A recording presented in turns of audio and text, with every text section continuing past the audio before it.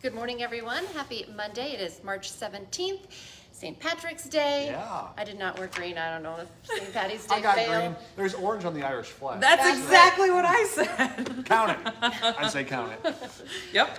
Well, thank you for joining us for this Facebook Live. Of course, we're live every weekday morning right around this time, but it stays on your feed throughout the day so you can watch it whenever it works best for you or listen to it as a podcast. You can find that at inform.com/podcast. Just look for the Inform Minute. All right, Lydia, some folks aren't so lucky this morning Yes. with the weather. It's actually been kind of nasty up to the north. Yeah, quite a bit of snow. Snow-covered roads, even interstates covered in snow. I-29 coated in snow up north this morning. The snow coming down, reducing visibility, and even bands of heavy snow have set up within that area of snow. Further to the south, there's a little moisture with it. Temperatures a little bit warmer, closer to that freezing point, which means I'm watching out for freezing drizzle.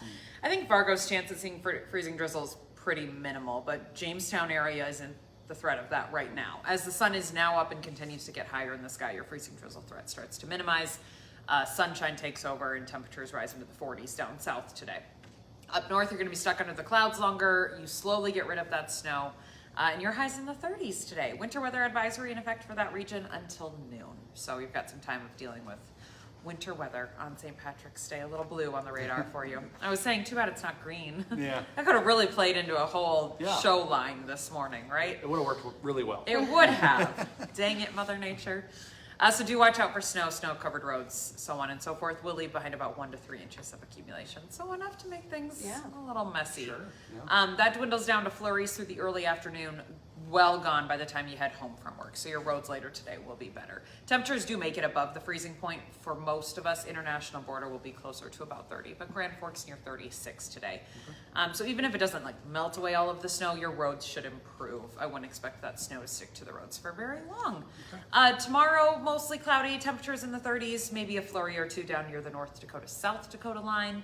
30s again on Wednesday, does look breezy, so we'll watch out for wind chills that are, of course, colder. It'll feel closer to about 30 degrees or in the upper 20s.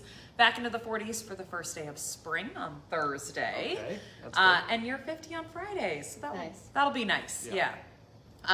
Otherwise pretty quiet. We've got this little snow here this morning. Next week, maybe a little more activity. I have a chance of showers on Sunday and again on Tuesday of next week. So a ways away still, but temperatures next week mainly in the 40s. So we're pretty even. Yeah. Not the extremes of last week. Even Yes. though the 60s were nice. So nice. The crashes were not so No, nice. that was, Saturday was brutal. Yeah, because we went from 60s to 20s. We were up and down all over the board last week. This week's just a little more even, closer to average for this time of year. All right. All right, that's all. Thanks, Lydia. Well, we want to update you on the roads. This really just matches exactly what Lydia just Yeah. told us as far as where the roads are bad. But heads up if you're about to head out the door. Much of the northern part of the entire state of North Dakota dealing with snow-covered roads. The freezing drizzle that Lydia was talking about, when we show the road maps, you can see yellow, which means very icy conditions in case you're heading west towards Bismarck. You should be aware of that. So you can always take a closer look at these road maps, the North Dakota and Minnesota road maps on our WDAY Storm Tracker weather app. A great way to just check them out before you head out the door. But no, here in Fargo Moorhead, pretty nice. Yeah, here, the roads aren't bad. No issue. But you head north at all. We think about Buxton area on I-29 is where you start to see some snow on the road. So just sure. be careful out there.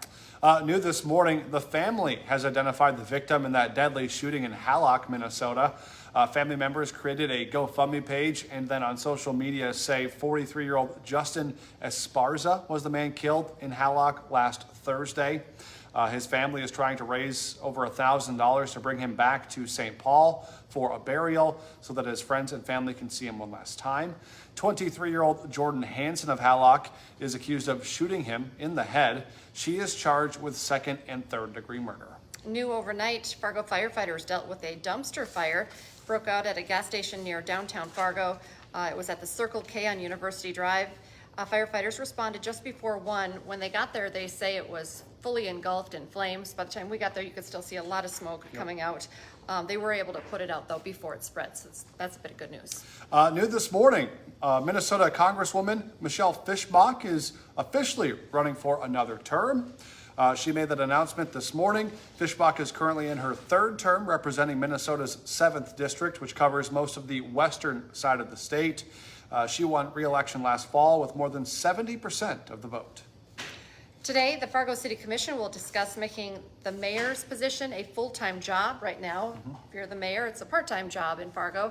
There is a recommendation on tonight's agenda to direct the city administrator, city attorney, and HR department to research making the mayor's position a full-time job. That change would go into effect if it's approved July 1st of 2026, the date the next mayoral term begins. Mayor Tim Mahoney says he's in favor of the idea.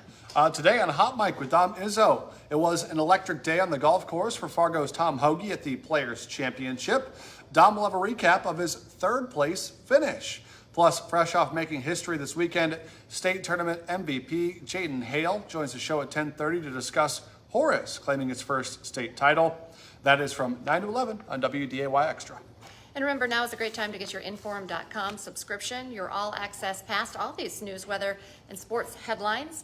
99 cents a month for your first 3 months. It's a pretty good deal. Yeah. Just check it out at Inform.com/subscribe.